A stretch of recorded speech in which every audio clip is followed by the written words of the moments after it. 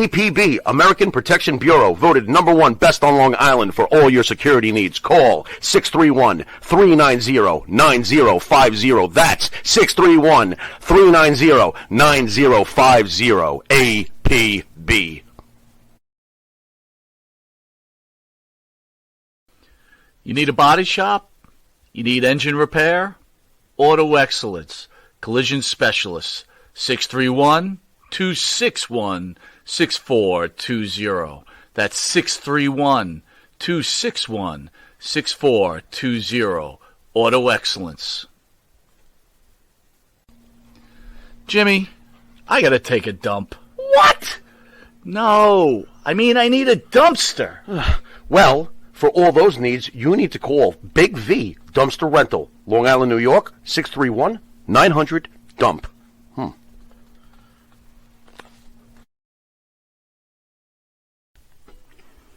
Elm Logistics, for all your logistic needs. Call 631-299-3595. That's 631-299-3595.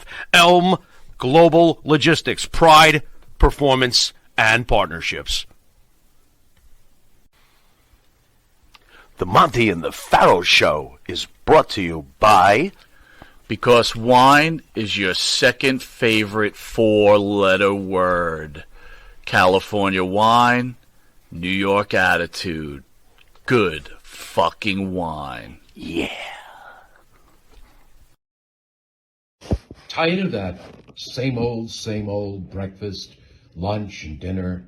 Same old tasting scrambled eggs, burger, that dinner steak, ribs, or pork chops?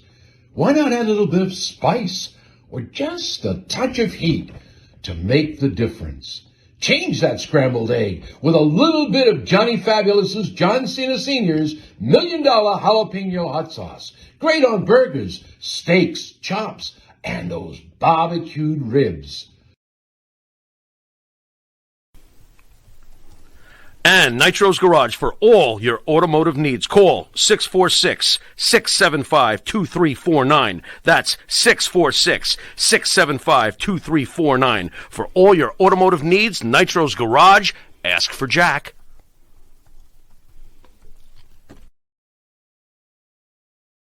Do you treat your dog as part of the family? Well, so do we. So why not celebrate your pup's birthday with the ultimate party box? Check us out on Instagram, Twitter, and Facebook at Party Pup Info, and let us make your pup's party or any celebration perfection. M&J Video Games and Collectibles. Sport and non-sport cards, wrestling items, autographed items. We buy, sell, and trade. M&J Video Games and Collectibles, located at 1049 Queen Street, Southington, Connecticut. Call us at 1-860-479-9223 or 860-93-GAMES. M&J Video Games and Collectibles.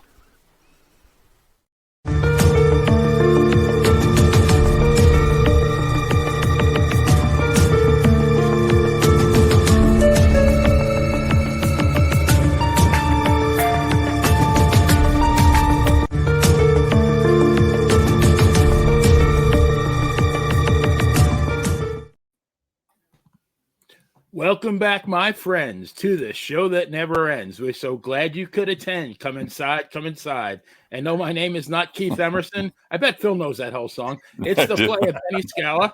I am the co-host of the long-running Dan and Benny of the Ring podcast, as well as a weekly participant on 30 and Wrestling Remembered shows, all of which can be seen on the Monty and the Pharaoh YouTube channel. Who would have thought that at the ripe old age of 36, I'd be busier than I've ever been. A little bit delusional as well. And what would True Crime be with the bad girl and the playa be without my partner at True Crime, the one and only bad girl, the siren of Situate, legendary professional wrestler Brittany Brown. Brittany, I'm going to invoke my inner Joey Tribbiani and say, hey, how you doing? I'm doing great, thank you. How are you? I'm doing Marvy, groovy. Go back to the 70s. And back by popular demand are our esteemed colleagues. First, the president of Thursday Night, Senor Guns, the Count of Monte Fisto, Phil DeCesare. Phil, how are you, my friend? Pretty good, Benny. If I were any better, there'd be two of me, as DDP would say. There you go. All right. Nice, And also nice. backed by popular demand as well, the host of What a Day with Joe Larry and Wrestling Remembered, my brother from another mother, Joe What a Day Larry. Joe, what say you? And I think you're also going to give us an update. What say me? I get that Super Bowl hangover, and I'm telling you right now, my title says it all. The Super Bowl was fixed. Oh, Fight me on it. Go ahead. I was telling you, I got too many theories going on right now. This whole thing, but hey, it is the day after the big game, and I'm glad everybody's talking about more about these commercials than they are the Super Bowl. So that's a good thing, I guess, right? Yep. So yeah, just update everybody what's going on. The latest that we've gone through, I think when we left Wrestling Remembered on Friday, we had a first statement from the Portland PD. I'll put it up right here. This came out Friday. They finally identified the victim in the deadly shooting in the Lentz neighborhood area has been identified as Jeanette B. Kraft, 85, of Portland. The family was finally notified of her death. That took some time, I guess, and they are asking for privacy at this time. However, they did provide the attached photo, which is for public release, which everybody now is circulating around the internet and so forth. And the medical examiner did determine that she passed away from a gunshot wound, which they are now classifying as a homicide.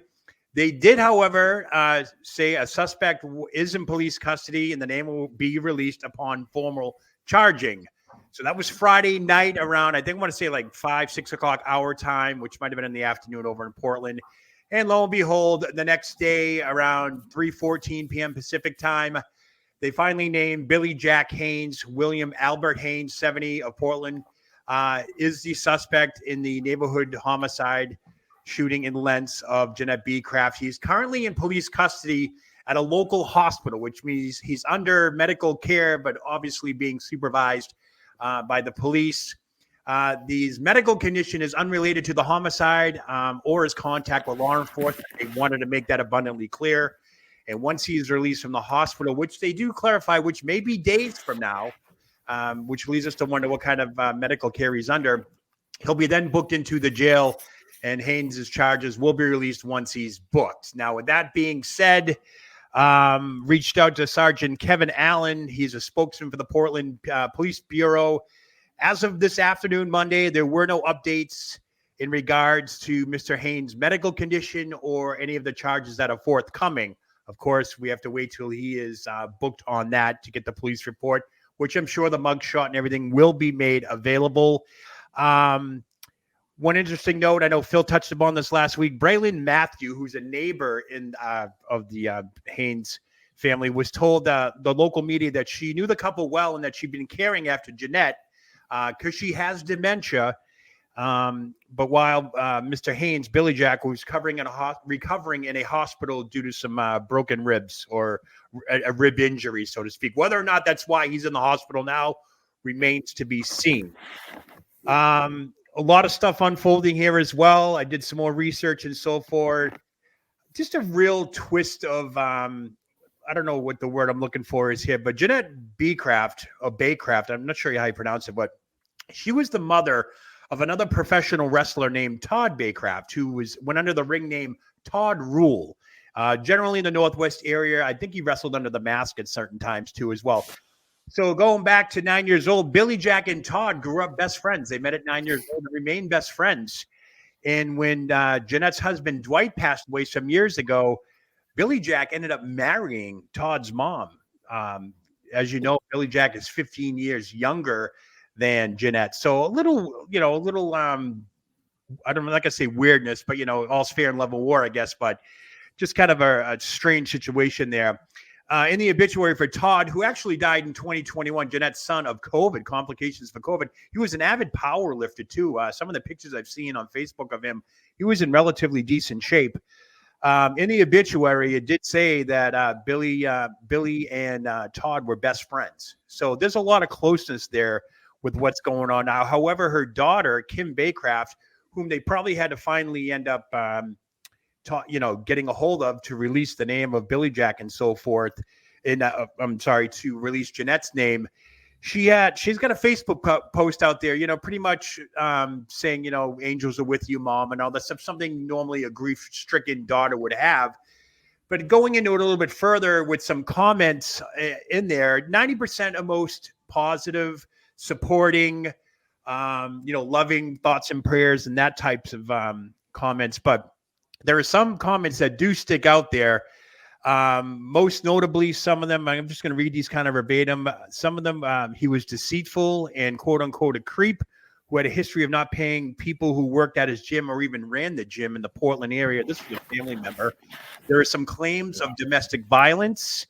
There was her niece, Sue Baycraft, wrote, when a family member is murdered, as my aunt Jan was, this past Thursday morning in Portland, all that comes flooding back is the endless work her daughter did to get away from her abuser. Hearing the pain and her heartbreak in her voice as she tells me he shot her this morning, she didn't make it. That hit home for me. Very personal. It really said, it set the tone there. There are some other Facebook posts, you can research yourself, but they are explaining that there's one comment that stands out from a close family member, said that although it was unexpected, his mental state kind of almost was warranted in this situation. So we're not sure if Billy Jack was mentally there. Jeanette suffered from dementia. Billy's had some health woes. I'm not making any excuses whatsoever over this. This is a very difficult situation. I'm merely uncovering what I see in front of me. I know family members. The one thing that did remain clear with these comments is that the family is still obviously reeling from the death of their mom, their Aunt Jeanette. But they do remain steadfast in finding justice for Jeanette. And they want to let everybody know their side of the story when the time is right. What that story is remains to be seen. So that's something you want to keep a lookout for. Now, as of right now, I am on the Portland Police blog. They update this pretty regularly when, in fact, there is an update. Nothing since Saturday. So as far as we know right now, Billy Jack is still in police custody under medical supervision at a hospital. My only two questions now is what kind of facility is that? Is it a mental health facility or is it a medical hospital where he's actually being treated for some type of injury sustained, non-related to the murder of the homicide or the police confrontation? I did obtain some video that circulated around media. A neighbor shot this video of the tactical team going in to Billy Jack's home where this with a 2-hour standoff. But he ended up, after 2 hours, I'll play that one more time for people just tuning in. After 2 hours, they talked to him for 2 hours. So this is the team actually going up there, asking where he is, what's going on. And there was a 2-hour standoff here. And then they were finally let in, where they were led to the back, where they found Jeanette in a back room, unfortunately deceased due to a gunshot wound. And that's when they took Billy Jack into custody. So that is the latest right now. If anything happens during the show, I'll let you know. But obviously a lot to unpack here. I don't mean to talk for so much, but I got to tell you, reading those, when you go onto the Facebook, it gets real personal when it gets like that, even though it's Facebook and all that. But you could tell there was some genuine love there for Jeanette. So often in these situations, we forget about the victim and the killer is more profiled and gets all the attention. But not to say that the wrestling world is not shocked by this. Of course they are. But we got to remember there's two sides to this story. And I know Jeanette and their family, or daughter especially, will want to let everybody know what really transpired. So that's it for me for right now, guys. So we can just pick it up from there. What an update. So I think it's safe to say all of us remember Billy Jack from the mid 80s, probably everybody in the chat room as well, unless they were, not born yet. But I want to go around the horn and see if any of you have any personal interactions with him. And being that Brittany was a professional wrestler, I want to start with her first. So I only met him briefly in Portland, Oregon, when I was out there for a weekend full of wrestling. Met him briefly, just hello, how are you? He wanted to come say hi to me because he knew I was trained from Kowalski. Seemed like a nice guy. I know he was briefly also married to Steve Austin's wife. Yes. Jeannie. Jeannie I think beforehand. And I knew her actually as well. But I can't honestly say that I knew him personally. I have heard a lot of stories. So it's just, secondhand stuff that I've heard. Brittany, what year was that? That was 89. So I believe that was after his time in the WWF. Correct. Okay. Yeah. Wow. I think he started his own promotion out in Oregon after he left the F back in the late 80s, because I think that the WWF was, I think Pacific Northwest was gone by 88. I could be wrong. I think he went out there to run against Don Owen, which created a little bit of problem. So I think Don Owen was still, somewhat in business, and that was a major, conflict, and he couldn't compete anyway. I think that's the case, because I remember when Piper was with WWF, he didn't want to go out there and compete against Don Owen either. He refused to appear in the area. He was very loyal to. As Don Owen was very loyal to his wrestlers too, from all accounts, Correct. But if that's the case, that might speak to again, competing against someone who raised you up like that is a little in my estimation not the right thing. But yeah, I think Don Owen was still. No, but my brother worked when my brother was a youngster. He worked at a package store in town, and at a packy, as Joe would say, as we'd all say. And his boss. Is that like a convenience store? Is that? It's like beer. It's all. It's beer, a liquor store. It's a liquor store. Yeah, and his name is Sonny. And it's Sonny's Liquors, strangely enough. But Sonny and Billy Jack were good friends, and I heard tales of them weightlifting and Billy Jack's strength. And Billy Jack was a legitimate athlete, not only in terms of powerlifting and bodybuilding, but racquetball. He's won championships in racquetball. He was a very great racquetball player, so cardiovascularly very sound too. Wow. But what's interesting in that era? I remember one of the first appearances, of course, I saw Billy Jack before his WWF years in World Class and in the magazines in Florida and such. But he had a vignette, as they all did when they came in. And his vignette, he said, "I don't drink, I don't smoke, and I don't do drugs." And, well, come to find out, years later, he's running drugs, he's drinking, and I think we could say that he's maybe been on a few enhancements as well. But then again, The Undertaker back in the day said, "There's no hope with dope," and of course, he's one of the biggest potheads out there too. But yeah, but no, that's but it's legal now. It's legal. Oh yeah, no question, no judgment either. Not saying I've not been down a few roads here, but Oh boy. But no direct Billy Jack connection with me, know. Right. Yeah, I mean, as for me, nothing personal, just obviously during his WWF heyday, streaming into my TV set on Saturdays or whatever it was. But I knew more about Billy Jack Haynes when he was in Florida, NWA, through the wrestling magazines and cable television. So that's how I knew of him and so forth. And, obviously his big matchups with Hercules Hernandez at WrestleMania and things like that. Of course, you're going back to that era where everybody was huge, and Billy Jack fit right in with that stable, with guys most likely on steroids or whatever and that type of thing. But as you can tell over the years, even when he was on Monty and the Pharaoh last year, I mean, you could tell life caught up to him, man. I mean, he's been in ill health for a while now. Certain things, yeah. The body breaks down. Yeah. Well, in the 80s, he graced so many covers of so many magazines, and I have a bunch of them. I still remember there's that one with Kerry Von Erich when Kerry was briefly the NWA champion, and I think Billy was the Florida champion. There was another one, a classic one, where he's posing with the two women holding around his ankles, one of whom was Nancy, Fallen Angel, and another model there too. And he's hitting the Benny double biceps pose, and great cover there. The playa pose, the double biceps, and then there was playa pose, and there was another one, Full Nelson on Superstar Billy Graham that I recall. And there was another one called Wrestling's Magnificent Muscle Men, and he was one of the people on the cover with a whole bunch of people. So he was out there. And I mean, again, when you think about it, and, we talk about falls from grace and that sort of thing, he was on covers of these nationwide magazines, and again, pre-internet days. So this was really a big deal, so he was really, up there and out there at that time. So he was known for sure. Yeah. He had it was a very short career though, because I think he debuted in 1982 in the Northwest, and then I'm not sure the order, but he wrestled in World Class, Florida, of course, WWF.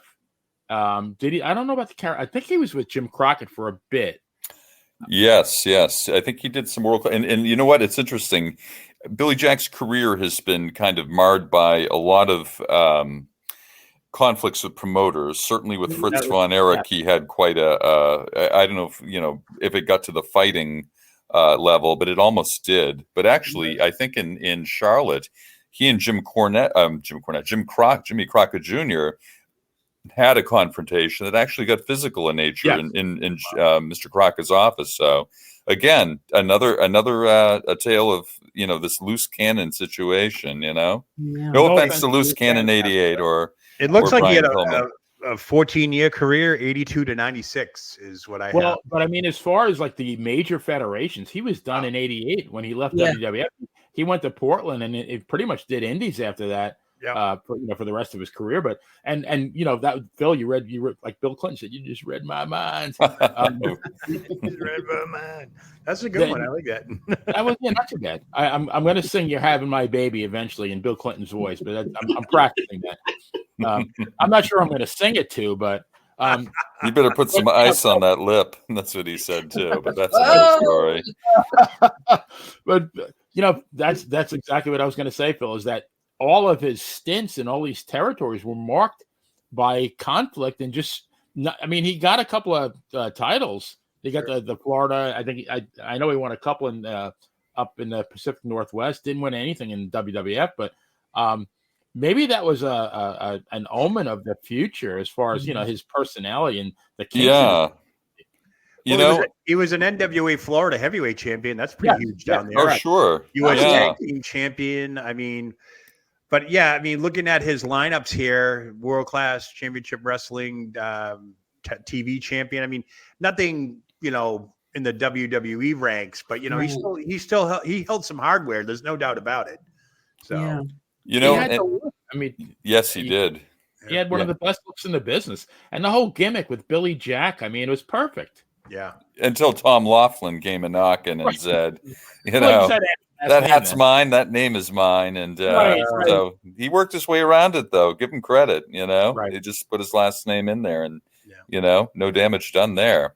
But, I think part of Billy Jack's issues was the fact, again, he competed, like I say, in racquetball, in powerlifting, in bodybuilding, and so and he's won awards and accolades. I mean, he's got quite the trophy room, and it must be a transition for him going into a worked business where perhaps he thinks that he's worthy of more than is given to him, and maybe he just wasn't ready to kind of work his way up through the ranks because when you're jumping from territory to territory, you can't expect to be at the top of the card. You've got to pay your dues, and I don't know if that was something he was willing to do.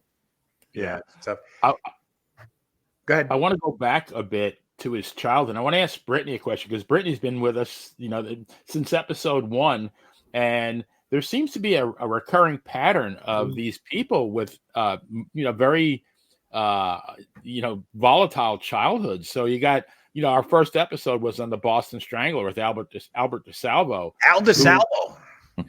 Who actually brought hookers home and had sex while, he kicked the wife out of the bedroom. And the kids would watch this. Then after that, you had Manson, who didn't even know who his father was. And, I believe it's alleged that his mother actually went to a bar and tried to trade him for a pitcher of beer. Yeah. And you have the same thing with this guy where, now it all depends on how much of it you believe, but he said that at 4 years old, his mom was dating a politician, and I guess he threw Billy Jack into the bathtub so bad that he broke his arm. But what do you think, Brittany? I think there's a definite correlation. So many, even Ted Bundy thought his mother was his sister. It seems like many, many times it goes all the way back. And I think in this case it has something to do with it. What do you think?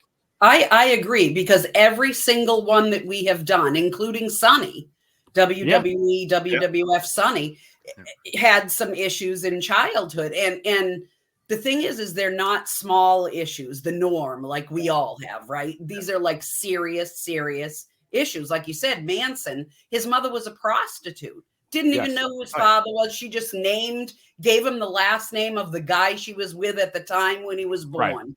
Right.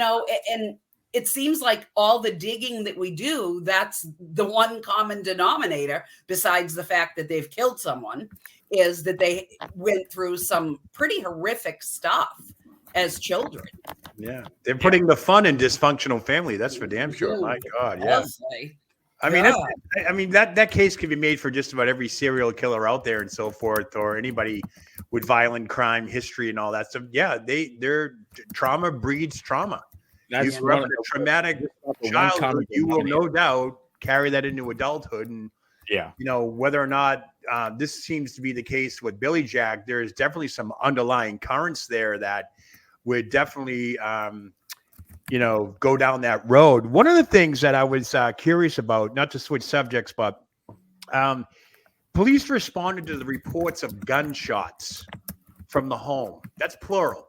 Yep. Yeah. However, as of right now, it's saying that Jeanette, the deceased, passed away from a gunshot wound. So which leads me to believe, obviously the police got multiple calls that they heard, because if you heard one gunshot, okay, but gunshots plural leads me to believe something else. And that's something that probably we will not find out until he's actually booked and taken to jail and a police report becomes available to the public. So we probably won't know, but I was very intrigued by that. And a lot of people haven't picked up on that, especially the media, but they responded to the sounds of gunshots, which any avenue could be a myriad of things. Was Billy Jack saying he had a gun in his hand? Was he playing around with it? Was Jeanette playing around with a gun? Like, we don't know. Was it a murder-suicide attempt? Was it something that didn't go right on the first shot, so they had to fire more shots? I don't know. We don't know. We'll find out in due time. But that struck me as very perplexing that the media is not jumping on that aspect of the story. Yeah. Multiple gunshots. Police responded to multiple calls of gunshots. That's plural. So when you think of it like that, okay, so what else do we got going on here? And the 2-hour standoff again. A 2-hour standoff you saw, I'll play it again real quickly. A tactical team like this coming into your home and then sitting there for 2 hours talking to this man to try and calm him down. Was he having a medical episode at that point as well? We don't know.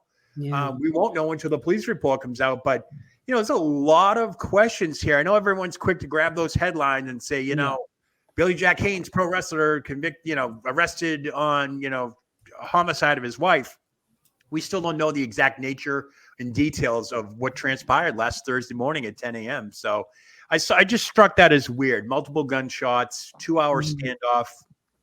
It's something that, we got to start looking at the mental health issue of some sort down the road, not just with Billy Jack, but with a lot of wrestlers now who are on that other side of the fence, looking back on careers of being dropped on their backs and bodies and heads multiple times throughout their careers. CTE is a big thing now. I know he was part of a lawsuit back in 2016 about that as well. He blamed the WWE for unsafe working conditions and things like that. You have to start wondering now, is there, something going on here where mental health needs to really be addressed in the professional wrestling community? Well, that's a good segue, Joe, because I'm not sure what year he was on with Monty and the Pharaoh. I think it was within the last 2 or 3 years, maybe. But one of the things he said, which I thought was very interesting, was that when his mother was 16, she was, fooling around with some prize fighter who was supposedly very, very good, so much so that he was invited to New York. And according to Billy Jack, his mom fooled around with both Vince Sr.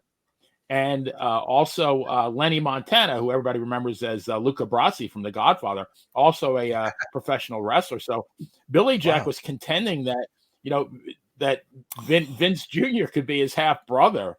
and or Lenny could be, his father.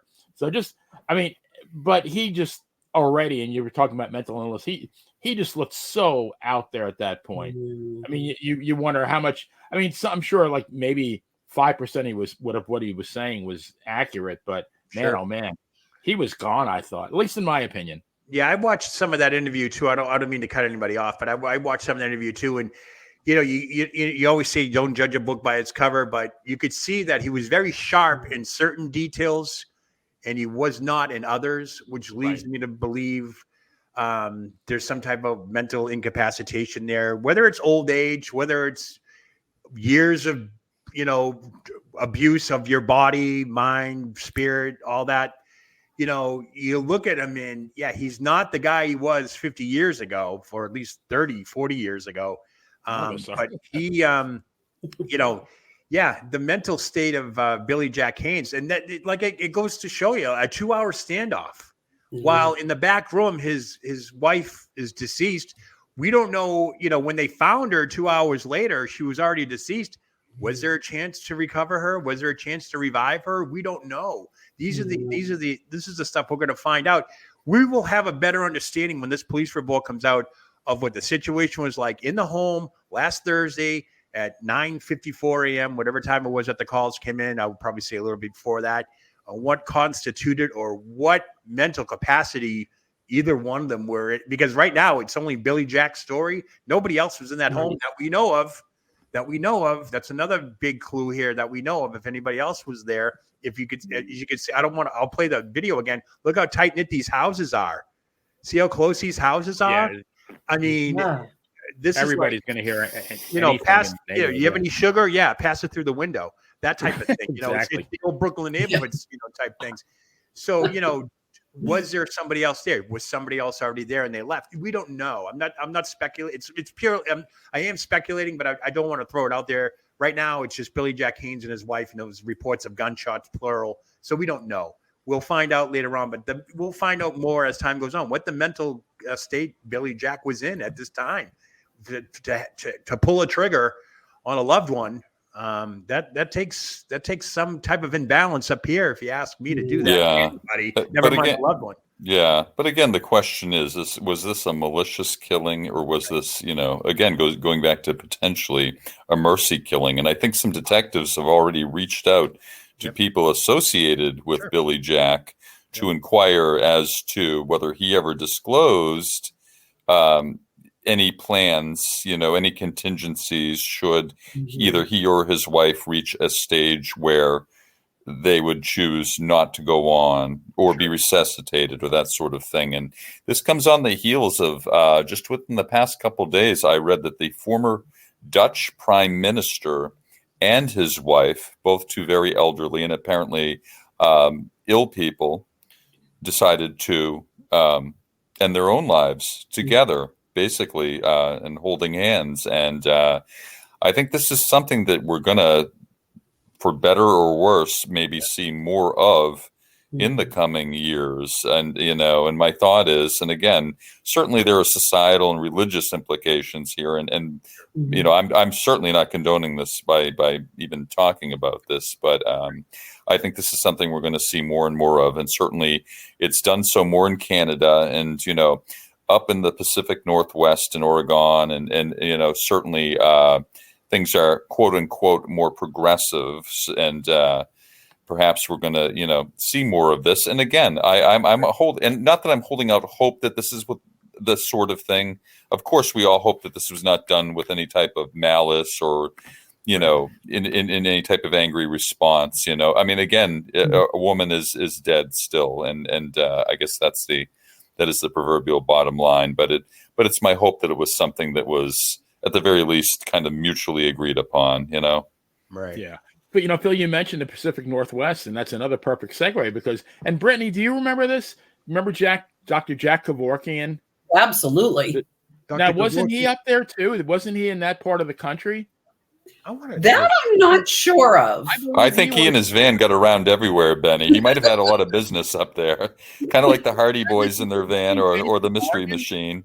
Scooby Doo. No, I thought he was based in Oregon, though. I mean, He might have been. I haven't looked, but you could very well be right on that. I mean, you have a track record of, we all have our opinions. Mine is that, obviously Billy wasn't all there. I think he truly cared for this woman. And I think that she was, in his mind, right or wrong, she was suffering. She obviously wasn't the person that he fell in love with whenever they got married, how many years ago. And I think he just, in a gruesome kind of way, wanted to play Kevorkian and did it like, a little bit more macabre, using a gun. And I don't even know what Kevorkian used, what he used, but Dr. Kevorkian was based out of Pontiac, Michigan, and that's where a number of his career was. Okay. Based out of Detroit and so forth. I don't see anything really related to Portland or anything like that. I do kind of remember him being in the Portland area and so forth. He was yeah. Yeah. So I mean, like Phil said, he probably had a VW van rather, and hit the road. Yeah. These are the times we live in now. I mean, unfortunately, with the mental diseases such as dementia and so forth, people want to die with dignity. People do not want to be thrown into a facility and forgotten about, which, believe it or not, folks, is almost 85% of the time of what happens when a family member encounters, because we as a society, we're just still wrapping our brains around dementia and early onset dementia and all that stuff. So we do know Jeanette did suffer from dementia. She's 85. So at 85 years old, not to mention you will have some type of, not a lot, but some brain loss at that age, just based on your age. And then to compound that with dementia, again, we're not inside their home. We don't live within those four walls that they lived in. Phil, you touch upon the Mercy killing and all that stuff. This could be looked at two ways when you think about it. And I'm just throwing this out there. If she had dementia and did Billy take it upon himself to end the suffering, or did Billy, in a crazy mental state, do something to warrant her while she might have been fully capacitated at one point? We don't know. That's just it. There's so much to weigh on. That's why I think this will probably be one of the most heavily scrutinized, researched, and talked about police reports to come out. We do have a comment what I mean? from Foxhole Willie. Yeah. It may sound strange, but he did it out of love. And I agree with that. I do agree with that. Does anyone know what time of the murders? In other words, when the first shots were heard? Does anyone have any idea as to time of day? Or it was between 9 and 9:54. According to the police log, 9:54 is when the calls came in. So in the morning. Yeah. By 10 a.m. they had a team already there, and I think it was a little after 10 when I showed this video earlier. I'll just show it again. It was a little after 10 o'clock in the morning when the tactical team came in. So, okay, because I wanted to rule out or at least discount the notion that it was something called sundowners, which is something that happens to people who experience dementia, where, at twilight, at sunset, that's when their faculties really start to disintegrate at that time. And that's often when the shift occurs. Wow. So I was curious if this were like an evening, nighttime, or in this case, in the morning. Yeah. So they're okay back in the morning. They're back to their normal basically it comes sundown. I don't want to say snap, but they kind of do. And, and I've known people who have suffered from that. And it's, you talk about a witching hour sort of thing. That's kind of when it happens. So that's why I was curious as to the time of day of this. Yeah. We're talking about the elderly and dignity. And I worked for Pasco County down here in Florida. I worked for the government for 10 years. I was in community services, and I started as an accountant with the elderly nutrition division. Sure. And I watched on my orientation, I watched a movie. And the one thing, I mean, you always have these things, like one thing just sticks with you for years. And it was they zoomed in on a woman, and all she said was, "I used to be somebody." Oh, wow. And just, I mean, she was probably in her 80s, 90s, but she probably had like a really productive career. And, the point is, it's almost sad that we don't really, in my opinion, don't get to die with the dignity maybe that we should have. No, I agree. I mean, there is a dignity issue here. I think there's another road we haven't gone down yet. Was there one of those, I forget, what's the terminology, the right to die, or Like that. I mean, if I get to this point, we don't know. 2-hour standoff. In a non-violent standoff, I understand that the police have come out and said they had to talk to him and so forth, and then he's admitted to a hospital after that. A 2-hour standoff doesn't sound like it was a physical, mental episode when you think about it. You know what I mean? Something else. You know what I mean? It wasn't life-threatening. Well, obviously, it was life-threatening for the other person, but maybe hit self-harm. Maybe they're worried about self-harm. And did he still have the gun on him? Was he going to turn on himself? Was it what, like Brittany, you said, murder-suicide gone wrong? We don't know. Like I said, the police report's going to tell the story that we're all waiting to find out to hear. And until he is released from the hospital, whether it's a mental health facility or whether it's a regular hospital, he's still under police watch. So right now, the police are mum on the word. They're just not saying anything right now. Right. So I was very surprised, but very happy that they were able to take him in, because I would not have predicted that, given his volatility. I would have thought either he would have taken a shot at one of them, or he would have maybe offed himself. Right. Yeah. And another thing I find, I don't mean to interrupt again, but another thing I find interesting is usually we are, 3 days out now? Well, Thursday, Friday, 4 days out. No release of 911 calls, even neighbors. No body cam footage, no of the normal stuff that we see in these types of situations. So whether or not there is more to be revealed, I do not know. It's purely speculative at this point, but you got to look at it that way too. Why isn't there? They've been so mum on the information. It's almost like they're intentionally trying to hold things back until he's officially booked in a police station. It's administrative at that point. People Magazine, NBC, ABC, they're just now picking up this story, even though we've been talking about it since Thursday night. They are just now picking up this story. So this is growing in more ways than it should. And so when you get major news outlets like ABC, CBS, NBC, People Magazine, all the big media companies, outlets, I should say, when they're picking it up now, now they're going to have their guys do the due diligence and going to hound the police, and they're going to hound this. They're going to they know people. They'll access information. That's why I'm shocked we haven't got anything like that. Body cam footage, 911 calls, things of that nature. That's a public record. Well, maybe it's just protocol, like you say, Joe. Maybe it's because they have to actually officially charge him before they can release this out for public consumption. It's all an orderly fashion sort of thing, We're going to give a shout out real quick, Benny, to this chat. Very lively chat tonight. Thank everybody for tuning in. A lot of good points too. Yeah. People are talking away and all that stuff. Big Tuna, 2-hour standoff, had to secure the perimeter and confirm no other victims were inside. That is true. But 2 hours, it's a long time. It looks like we lost Brittany there for a second. No. Did we lose her? Did we lose Brittany? No. I see. I have her on the stream. It looks like she. We did lose her. Yeah. Have to reconnect. Gee, was it something I said? I hope not. I still say the Super Bowl was fixed. It didn't turn out the way I thought either. Well, I mean, I knew it was going to turn out this way, but there she is. All right. What are you playing? I don't know what happened. Now you're bottom left, bottom right, depending on what TV screen you're looking at. But there you are. I can hear you guys.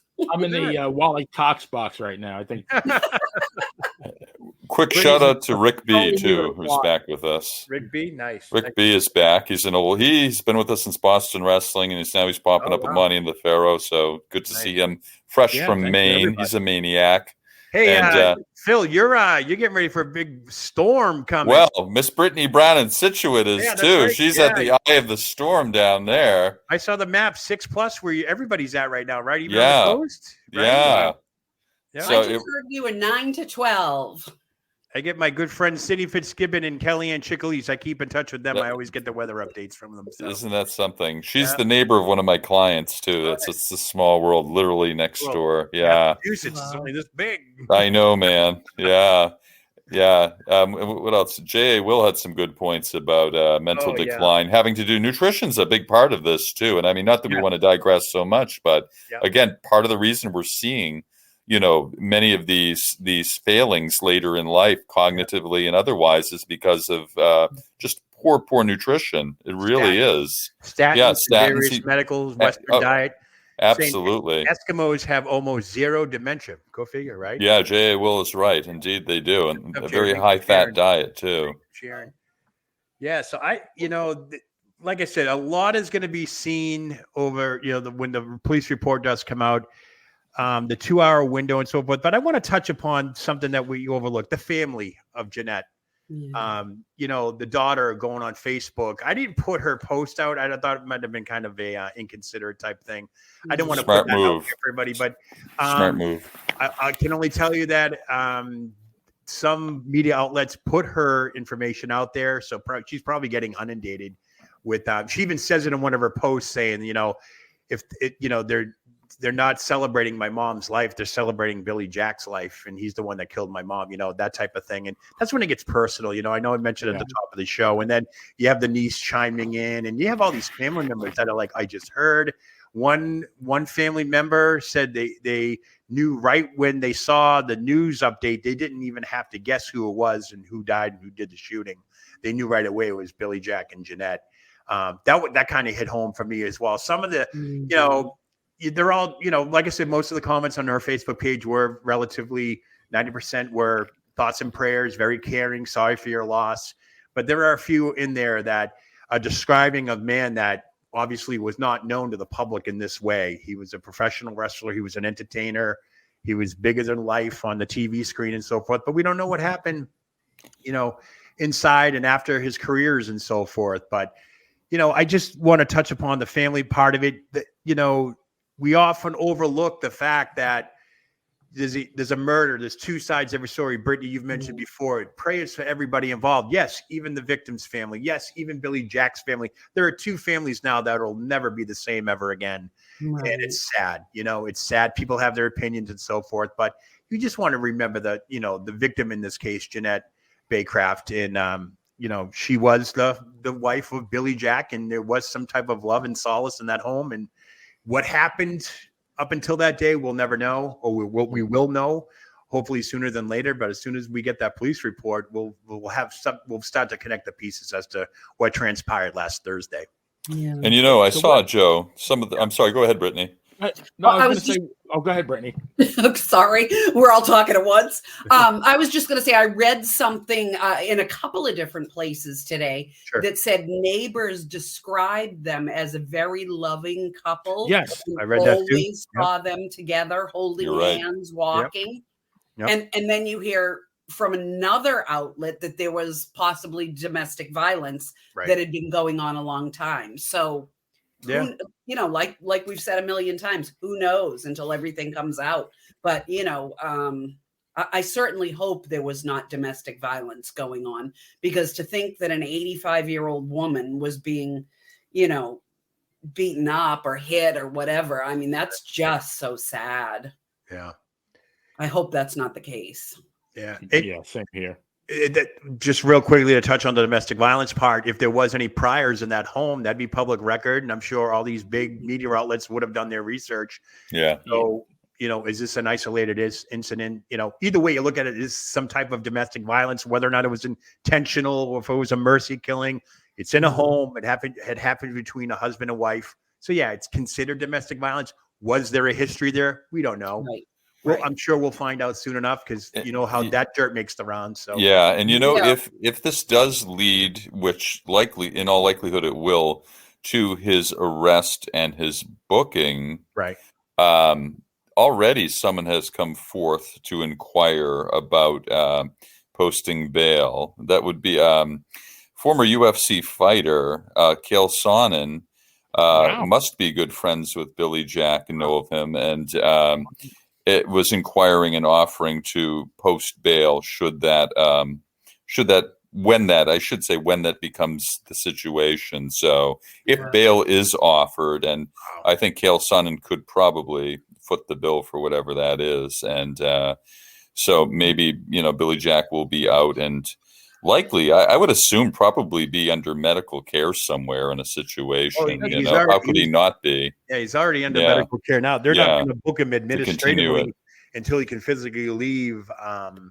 That's another thing too. Like when you look at, I've seen murder suspects even in Boston cop killers in Boston, Phil, they get arraigned at their bed inside their Oh bed. yeah, handcuffed to the rail. Sure. Yeah. That's what this is another reason that I'm led to believe, not saying this is true, purely speculative, that he is probably most likely in a mental health care facility. Where he's locked down.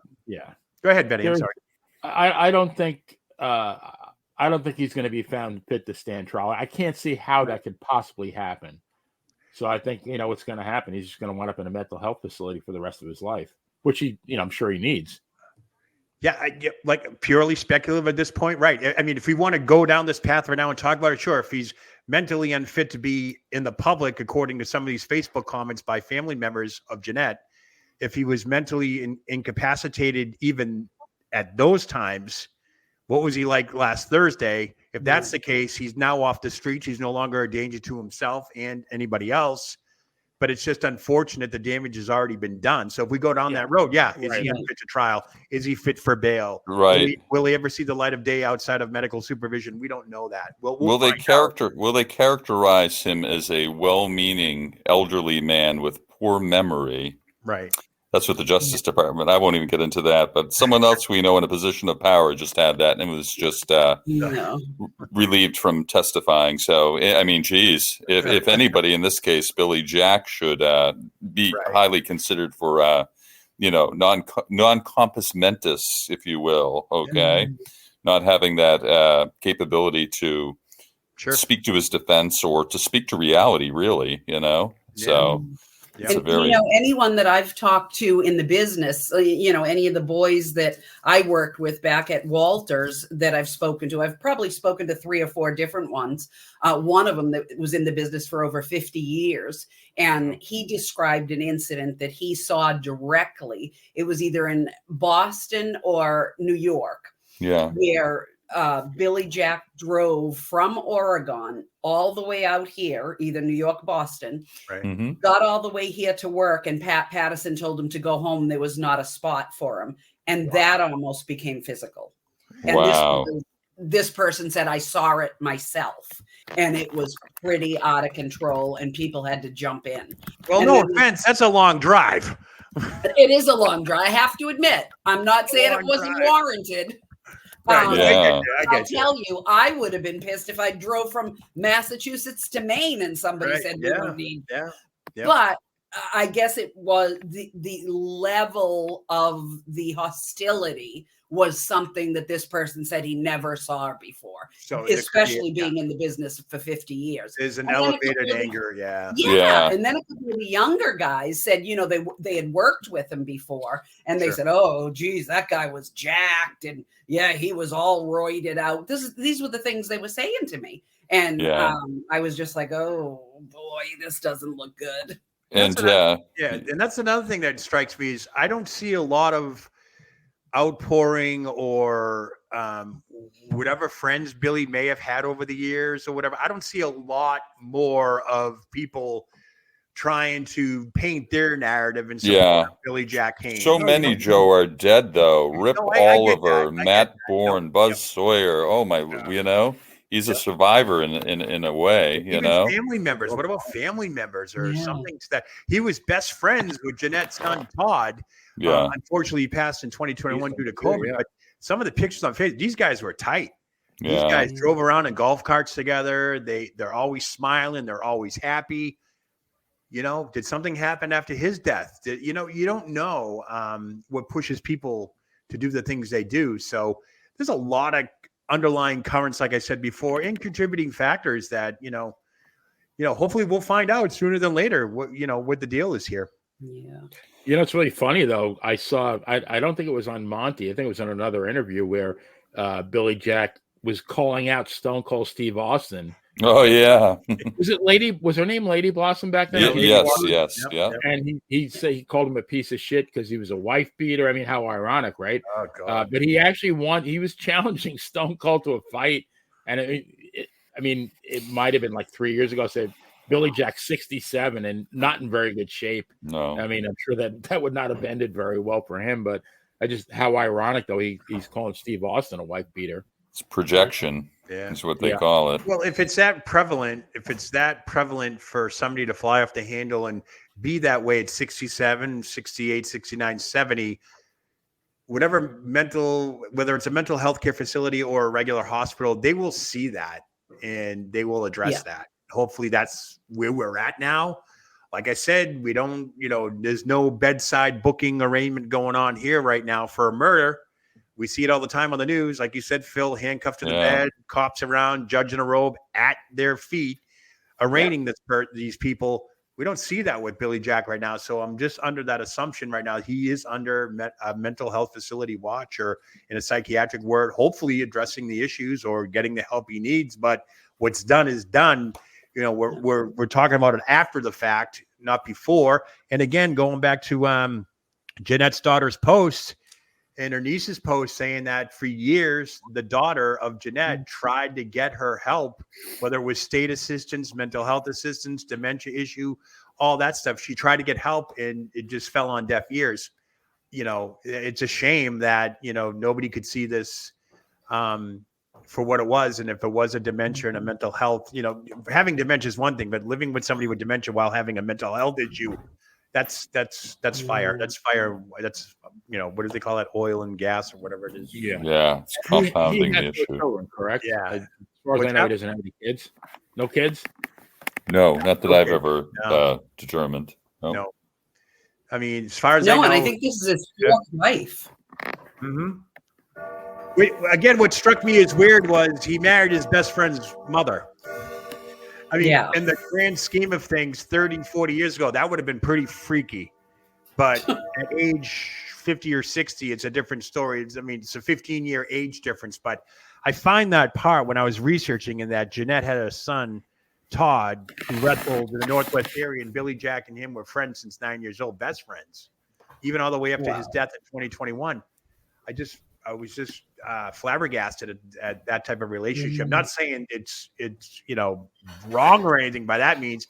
Just it caught me off guard. Out of the ordinary for sure. Yeah, it just caught me off guard. I mean, we all have our own factions and families and all that stuff, but I just thought that, to marry your best friend's mom after that's being married for so many years to your best friend's father, and it's just like I hate to be weird about it. It sounds like a scene out of Saturday Night Live. No, but it's true. I mean, I don't know anybody that married their best friend's mother. Do you? Yeah. I had to reread it over and over. I'm like, is this for real? Like they were friends, and now he married the mother of his best friend. Strange. Yeah, I'd have a problem with that. It's like the Cars song. She's my best friend's girlfriend. She used to be mine. She's my best friend's mom. Yeah. Stacy's mom. Wasn't that song? Oh, that's another one too. Yeah. Got it going on. Yeah. I mean, all's fair in love and war. I get it. But it just struck me off as I was researching this going, wait a second. If I'm reading this right, that's his best friend's mom that he married. I just was like, okay. That's weird. Hey. Who again had to be 15 when she gave birth too. Remember? Yeah, she was a young mom. Think about that. A young mom. Yep. She was a young mom. So. I'm wondering where Grizzly Smith fits into all this. My goodness, crazy man. Sweet man. Yeah. My goodness. Yeah. I mean, there's no doubt about it that the Vice channel, Vice is going to have something to look forward to next season. Yeah. I mean, if they got enough material for the next 20 years now. In perpetuity. Oh, yeah. I mean, it's a sad situation all around, and hopefully we'll hear something. I mean, I keep updating the blotter. I mean, don't forget Portland. You guys are in Mass and Florida, so you're on East Coast time. They're West Coast. 2 hours behind me, 3 for you guys. So some of these stories come out. It's some of them were late at night. I do believe when they announced Jeanette's identity, it was like late Thursday. So it really didn't hit anything until the next morning. You could see it just blow up the next morning. Oh, this just in. One thing I have noticed in the last 8 to 12 hours, all the major news media outlets are now picking this story up. So this is going to get a lot of traction. It's going to get a lot of steam. It's probably going to have, you're going to have some media outlets in Portland awaiting the booking. Does he get a perp walk? Does he not get a perp walk? That type of thing. Yeah. We don't know. And that's probably a lot of the reason why the police are keeping this kind of under wraps, because they don't want to give as much information as they can, as you normally would in these situations, So we'll find out soon enough. in a bizarre way, I think Vince McMahon is probably glad this all happened because at least for for a couple of moments, some of the attention is taken off of him at this at this point. Yeah, but on the flip side of that, there's other stuff coming out too. So I mean, we can touch upon that later in the week. But one thing that comes to mind is obviously their newly released affidavit from Ashley Mazzaro claiming sexual harassment from Vince. Vince was seen making out with numerous divas backstage, which she thought was, weird, but was never approached by Vince. So she just assumed that she wasn't his type. And of course, there was a sexual assault in Kuwait that supposedly, now it's been clarified with John Laurinaitis' lawyers, that did take place, or she did report it, but the WWE swept it under the rug, so to speak. So, as much as the Billy Jack Haynes thing is going on, there's still that underbelly with the Vince McMahon. And like I said, there are some rumblings out there. There are some rumblings out there that this week could be a big week for Vince McMahon, with the feds continuing their investigation, and more people are coming forward through the law firms that are representing Janelle Grant that this has happened on more than one occasion to more people, obviously 5 that we know of that he paid off. But, this, like I said before, it's going to get worse before it gets better. But yes, to go back to what you were saying, is Vinnie Mac glad that he was not the number 2 search name on Google last week for a couple hours? Sure. At least for a couple hours, yeah. This will, and of it's course, also sad. I mean, all of it is just sad. Yeah, it's sad. I mean, I think somebody in the chat or somebody online said something like, "Jesus, we're only in February, and we already got sexual assaults, we got rapes, we got affidavits, and we got a murder." Yeah, it's only February. What's the rest of the year going to bring? Yeah, and we started a true crime show, and now it's mostly about wrestling personalities. You might have to change it to current crime. Yeah, right. Or true wrestling crime. Yeah. Right. Here's today's police blotter. Yeah, jeez. I know this is our 3rd on wrestlers, and what is this? Our 7th show? Yeah, and then even next week we're going to do Sam Shepard, and although he was a doctor for most of his life, I think he only wrestled 10 matches. 50, I believe. How many? 50. 50. He did 50. I think he did. Wow. Okay, I went to my source, which isn't always accurate, WrestlingData.com. Okay. But they only listed like some of the, they didn't list a lot of the main events and the big houses. Yeah, I could be wrong, but I recall reading that before and seeing that. Wow. If you guys want to do the crime show focused on wrestling, we could call it Locked Up, Collar and Elbow. Yeah, there you go. There you go. We'll patent that one. Yep. And some of the people that turn could be called the Sunset Flip. Crazy. But who knows? We might be preempted next week if the news keeps coming out like the way it is. Yeah, no kidding. Keep that in mind. If more stuff develops, again, another Friday night news dump between Jeanette and then, of course, the next morning with Billy Jack.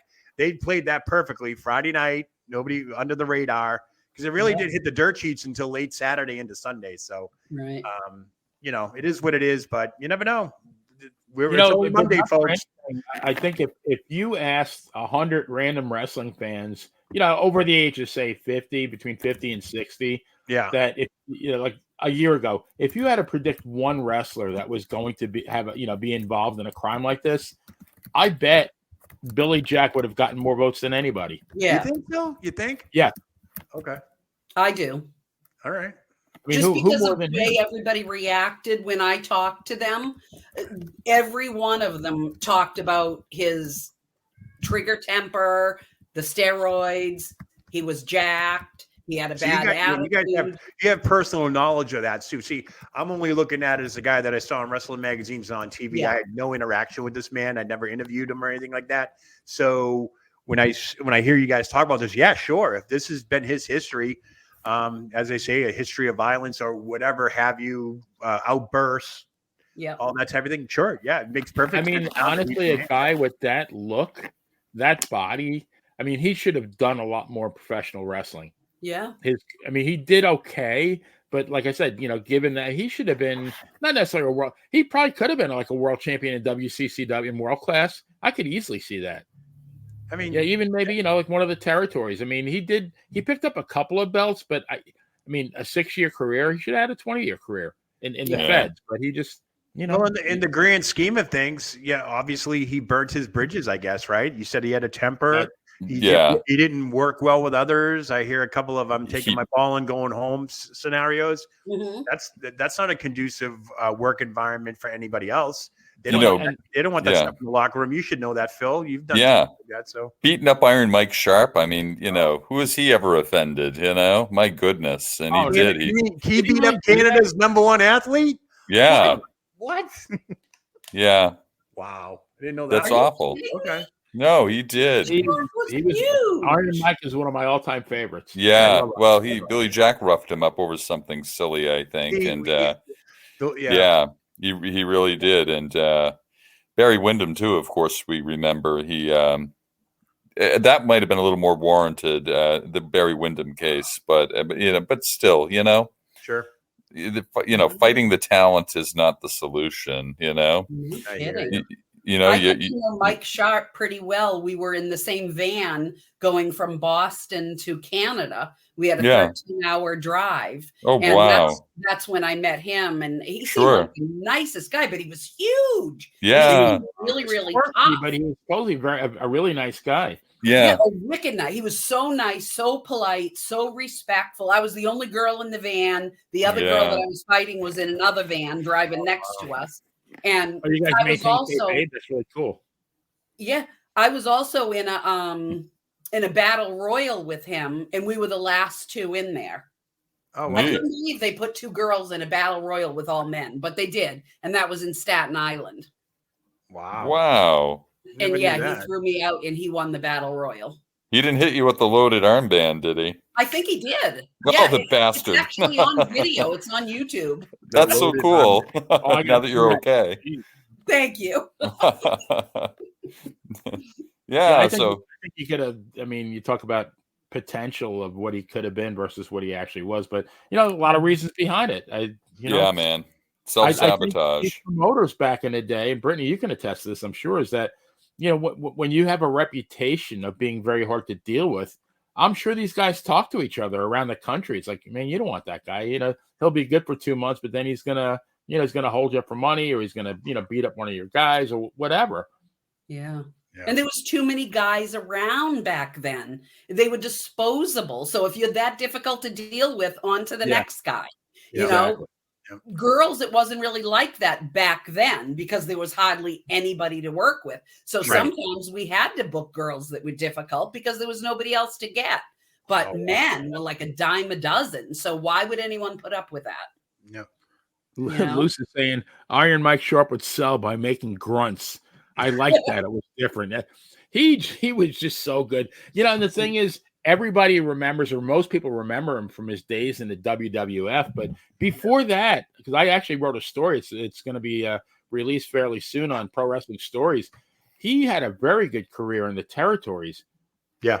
Especially in Mid-South. I think he beat Killer Khan twice for a title. I mean, Killer Khan was a top guy. Absolutely. Yeah. What do you think? What do you think? Why he didn't get the success in the WWF? Because to me, growing up, he was always that number 2 or 3 guy. Yeah. On TV, he was that guy he would beat up the enhancement talent. But I think I recall maybe one main event I saw him in against Bob Backlund. He wrestled Backlund in the Philly Spectrum, I think, like for 20 minutes. Yeah. I don't even recall him wrestling Backlund at Boston Garden. I don't recall. No, I think he did wrestle at the Garden, but it wasn't main events anywhere else. So I wonder why he didn't go further. That's because he was so easy to get along with and such a nice, respectful guy. Yeah. I don't think I've ever heard a bad story about him in all the years I've been involved in this business. This is what I heard, is that when after Piper attacked Snuka, and then I guess the Tonga Kid came on Piper's pit. Yeah, that he wanted to challenge. He wanted to challenge Piper, but Piper said you have to beat. I forget, was a guy under a mask. I don't know if it was the Executioner. I forget. I thought it was, but the original Executioner, like for that episode, was supposed to be Iron Mike Sharp. Really? And he refused to do the job to the Tonga Kid. They got somebody else, Savage, not Dutch Savage or Frank Savage, maybe Frank Savage, I think. Well, Dutch Savage worked in the Northwest. Yeah, it was Frank Savage, and he did it instead. and supposedly Iron Mike's stock went down after that. That's what I heard anyway. Wow. There could be some truth to that. Yeah. I saw a nice picture of Rusty Brooks online today. Remember that one? Remember that name? There's a name going back. Didn't he wear a singlet, maybe with stars on it too? Yeah, he was a little, chunky red monkey. hairline. The receding red hairline. Rusty Brooks. Yeah. Thick lower legs, and he was as we like to call Phil, very low center of gravity. Yes, indeed. Yes. Is that a monsoon term? That sounds like something gorilla. That's like who wrestles Pete Dunne's partner now. I don't know if you guys watch on SmackDown. Tyler Bate. Tyler Bate, very low center of gravity. Tony Storm, very low center of gravity. Short legs. That's what it is. Yeah. Just low center, which makes for Taz a great wrestler. Yeah. Makes for a great wrestler. I mean, that's, in that sport, you want to have the low center of gravity. So what did Gorilla call Bulldog Brower? He said something like a fire plug. Yeah, and then he said something. He was like three bricks short of a full load. Was that it? I think so. Hey, if it wasn't for Gorilla Monsoon, I would never have known what the solar plexes were. Exactly. Or the external occipital protuberance. There you go. There you go. The medulla oblong. Wow. I'm getting a lesson here. I think Gordon Soley did that a time or two. I forget what his really? by Supplé, of course. Yeah. Yeah. Muscular definition and confirmation, as he would say. He was so good. Is it sad, or is it that stuff just sticks in our head forever? I know, right? We remember the important stuff. Yes, exactly. Yeah. Exactly. I have to look at my driver's license to see my birthday, but I remember all that crap. That's why I don't go to the well one too many times. Exactly. Well, guys, I think it's time to take it home. What do you think? Take it home. Yeah. Sounds good. These fine folks watch Monday Night Raw, including us. It's on. I totally forgot, man. Wow. I'm gonna hopefully stay up for it. So, on behalf of the Boston Bad Girl, Brittany Brown. I do have breaking news, though, real quick, though. Oh, go ahead. Okay. It's not this show related, but I will be providing a Raw recap exclusively on the Monty and the Pharaoh channel. Right. Yes. Thanks for reminding me, Joe. So after I bug out of here, I'll go ahead and sit down and watch some Raw and suffer through the. Well, maybe I'll take a 3-hour nap and then I'll just watch your show. I can save myself some time. In case I doze off, it is on record, though. But I will be having a Raw recap show. Real brief, nothing major, just a little recap of Raw's events and so forth. Hopefully things will heat up just like they did on SmackDown. But I just want to let everybody know, I forgot to mention that earlier, that Raw recap will be shown tomorrow on Money in the Pharaoh channel. So once that's posted and up there, you guys will get a notification, and I hope everyone checks it out. Cool. Sounds good, man. All right. And hey, again, I want to thank the chat room. They were phenomenal. Lots of good comments. Thanks for hanging out with us in the past hour. So for the Boston Bad Girl, Brittany Brown, for What a Day Joe, and for the Count of Monte Fisto, Phil DeCesare, this is the playa, Benny Scala, saying, see you next crime. Cue that unsolved mystery music, please. The Super Bowl was fixed. Love it. So we're